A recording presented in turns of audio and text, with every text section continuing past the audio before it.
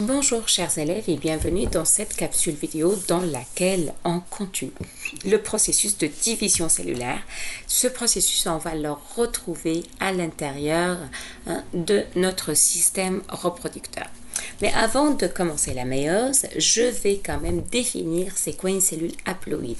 Une cellule haploïde est une cellule qui renferme tout simplement un seul exemplaire de chaque chromosome, soit qui vient du côté paternel, soit qui vient du côté maternel. Et ce type de cellule, on le retrouve tout simplement chez les cellules sexuelles ou tout simplement ce qu'on appelle les gamètes. Je tiens quand même à rappeler que les gamètes contiennent la moitié du matériel génétique de l'individu du parent.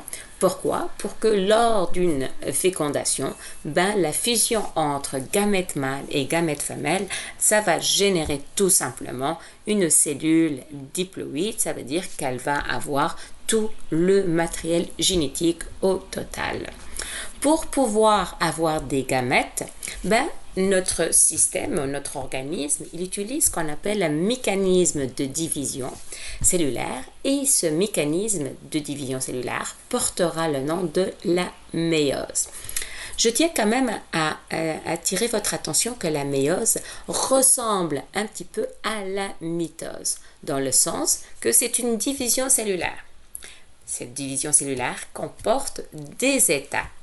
Cette division cellulaire nécessite une duplication des chromosomes. Ça veut dire quoi dupliquer? Ça veut dire je double le nombre de chromosomes. Toutefois, la mitose, j'ai une duplication des chromosomes. Après ça, j'en ai 4 étapes. Donc, je vais avoir la métaphase, l'anaphase et la télophase. Et je finis par avoir une cellule identique à la cellule mère. Toutefois, la méiose, elle comporte 2 divisions successives. Donc, je vais avoir une première division, une deuxième division du noyau, mais qui va être précédée tout simplement d'une seule duplication des chromosomes. Commençons. Donc, la méiose, si j'essaie de la comparer à la mitose, je commence tout d'abord par une cellule diploïde. Donc, qu'est-ce qui arrive à mes chromosomes? Ils vont être dupliqués. Pour chaque chromosome, je vais en avoir un autre exemplaire et je vais les relier par un centromère. Donc, ça c'est ma cellule. Et ma cellule continue à faire tout d'abord sa métaphase. Et durant la métaphase, au lieu que les chromosomes vont se placer au centromère d'une manière à ce que chaque brin de chromatide va aller d'un côté.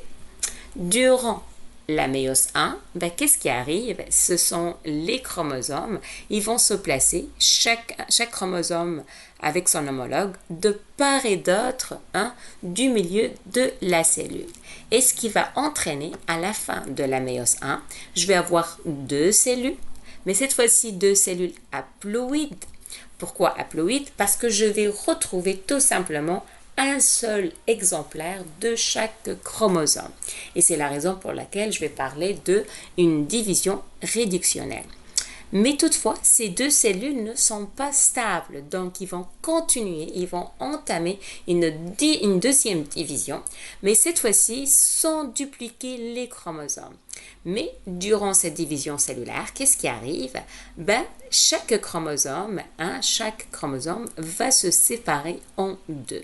Donc, chaque brin de chromatide, il va aller dans une cellule. Et je finis la méiose avec 4 cellules haploïdes encore, mais chacun va avoir un seul brin de chromatide simple. Vous voyez ici, ça c'est vraiment simple. C'est la raison pour laquelle on dit que la méiose comporte 2 divisions. La première réductionnelle, je réduis le nombre de chromosomes. Regardez ici, j'en avais 4, je passe à 2.